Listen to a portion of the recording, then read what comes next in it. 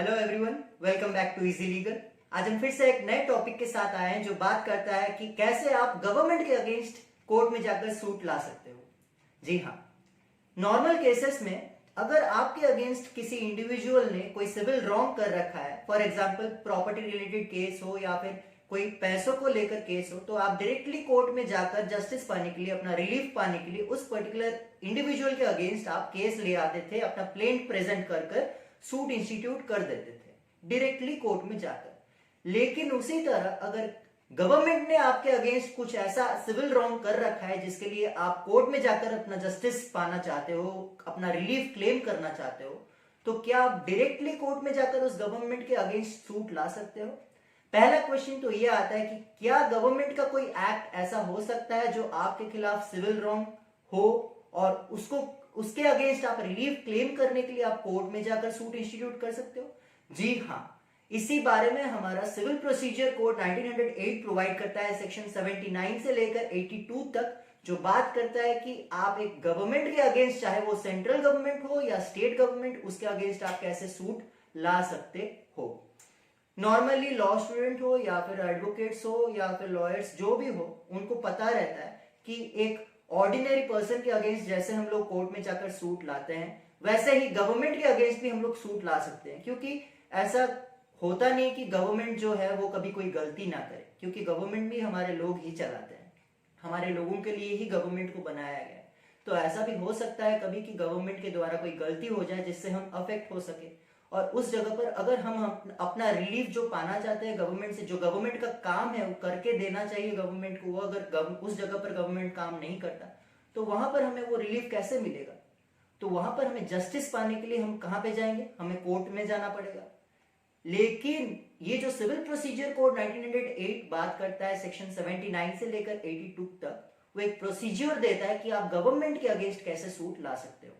तो 79 ये बोलता है कि अगर आप सेंट्रल गवर्नमेंट के अगेंस्ट कोई सूट लाना चाहते हो तो नॉर्मली जैसे आप अपने प्लेंट को प्रेजेंट करते हो कोर्ट में लिखकर, प्लेंटिव वर्सेस डिफेंडेंट, प्लेंटिव का नाम रहता है, उसका एड्रेस रहता है, डिफेंडेंट का नाम रहता है, उसका एड्रेस रहता है। सिमिलरली अगर गवर्नमेंट किसी के अगेंस्ट एक्शन ला रहा है, जी हाँ, गवर्नमेंट भी किसी के अगेंस्ट एक्शन ला सकता है। अगर गवर्नमेंट यहाँ पर प्लेंटिव है, अगर वो सेंट्रल गवर्नमेंट हुआ तो प्लेंटिव के जगह पर उसका नाम रहेगा union of India versus defendant का नाम। अगर वहां पर स्टेट गवर्नमेंट अगर प्लेंटिफ होता है तो प्लेंटिफ के जगह पर स्टेट गवर्नमेंट का नाम रहेगा, वो पर्टिकुलर स्टेट का नाम। For example state of Uttar Pradesh, state of Orissa, state of Karnataka. Similarly अगर आप डिफेंडेंट यानी कि आप गवर्नमेंट के अगेंस्ट कोई एक्शन ला रहे हो जहां पर डिफेंडेंट गवर्नमेंट है, अगर वो सेंट्रल गवर्नमेंट हुआ तो डिफेंडेंट की जगह पर यूनियन ऑफ इंडिया लिखा जाता है। अगर वो सेंट्रल गवर्नमेंट हुआ तो plaintiff versus union of India, plaintiff का नाम रहेगा suppose for example ABC versus union of India. अगर वहां पर डिपेंडेंट स्टेट गवर्नमेंट होता है तो उस पर्टिकुलर स्टेट का नाम रहता है प्लेट में, जहां पर लिखा जाएगा प्लेंटिफ का नाम versus state of, for example state of Karnataka, state of Uttar Pradesh या फिर स्टेट ऑफ उड़ीसा, जो भी स्टेट गवर्नमेंट के अगेंस्ट आप सूट ला रहे हो उसी स्टेट का नाम रहेगा डिपेंडेंट की जगह पर। यह बात करता है सेक्शन 79। अब आप उस गवर्नमेंट के अगेंस्ट एक्शन तो ला रहे हो, लेकिन क्या आप डायरेक्टली कोर्ट में जाकर उस गवर्नमेंट के अगेंस्ट सूट इंस्टीट्यूट कर सकते हो जैसे ऑर्डिनरी केसेस में कोई इंडिविजुअल के अगेंस्ट आप करते हो? नहीं, ऐसा नहीं किया जा सकता, क्योंकि हमारा सिविल प्रोसीजर कोड ये बात बोलता है कि आप तभी गवर्नमेंट के अगेंस्ट एक्शन ला सकते हो कोर्ट में जाकर जब आप उस गवर्नमेंट को प्रायर 2 मंथ्स का नोटिस आप दिए हो, यानी कि सूट को इंस्टीट्यूट करने से 2 महीने पहले आप उस गवर्नमेंट को नोटिस दे चुके हो दैट आप क्या रिलीफ क्लेम करना चाहते हो गवर्नमेंट से, आपका कॉज ऑफ एक्शन क्या है, आपका नाम क्या है, आपका एड्रेस क्या है, दैट इज आप कहां से आते हो। ये सब चीजें अगर आपने नोटिस में लिखकर उस पर्टिकुलर गवर्नमेंट को दी है, तभी आप उस नोटिस के देने के 2 महीने बाद कोर्ट में जाकर सूट ला सकते हो, सूट को इंस्टीट्यूट कर सकते हो बाय प्रेजेंटिंग योर प्लेंट। वहां पर कोर्ट में जो प्रिसाइडिंग जज होंगे या फिर आप जिस एडवोकेट को भी अपना आपने केस दिया होगा, वो आपसे पहले ये क्वेश्चन पूछेगा कि गवर्नमेंट के अगेंस्ट सूट लाने से पहले क्या आपने उन्हें नोटिस दिया हुआ है, 2 महीने पहले आपने नोटिस दिया हुआ है? अगर नहीं तो पहले आप उस गवर्नमेंट को नोटिस दीजिए। नोटिस में अपना नाम, अपना एड्रेस, आपका कॉज ऑफ एक्शन क्या है, आप क्या रिलीफ क्लेम कर रहे हो, ये 4 एसेंशियल चीजें मेंशन रहनी चाहिए, सो दैट आप आगे जाकर कोर्ट में सूट इंस्टीट्यूट कर सको उस गवर्नमेंट के against. These are the 4 essential things which must be mentioned in the notice. अब इस सेक्शन 18 ने तो आपको बोल दिया कि आप गवर्नमेंट के अगेंस्ट अगर सूट लाना चाहते हो कोर्ट में, तो उस गवर्नमेंट को आपको नोटिस देना पड़ेगा 2 महीने पहले। लेकिन आप नोटिस किसको दोगे, ये भी सेक्शन 80 ही बोलता है। सेक्शन 80 कहता है यहाँ पर कि अगर आप सेंट्रल गवर्नमेंट को नोटिस देना चाहते हो और वो रेलवे सेक्टर से रिलेटेड नहीं है, तो उस केस में उस सेंट्रल गवर्नमेंट के सेक्रेटरी जो रहते हैं, सेक्रेटरी यानी कि आईएएस पोस्ट का जो कैबिनेट सेक्रेटरी जो टॉप मोस्ट लेवल है, उस केस में उस सेक्रेटरी को आपको नोटिस देना पड़ता है। अगर वो सेंट्रल गवर्नमेंट हो जो कि रेलवेज को रिलेटेड हो, रेलवे सेक्टर का हो, तो उस केस में उस रेलवेज की जनरल मैनेजर को आपको नोटिस देना पड़ेगा।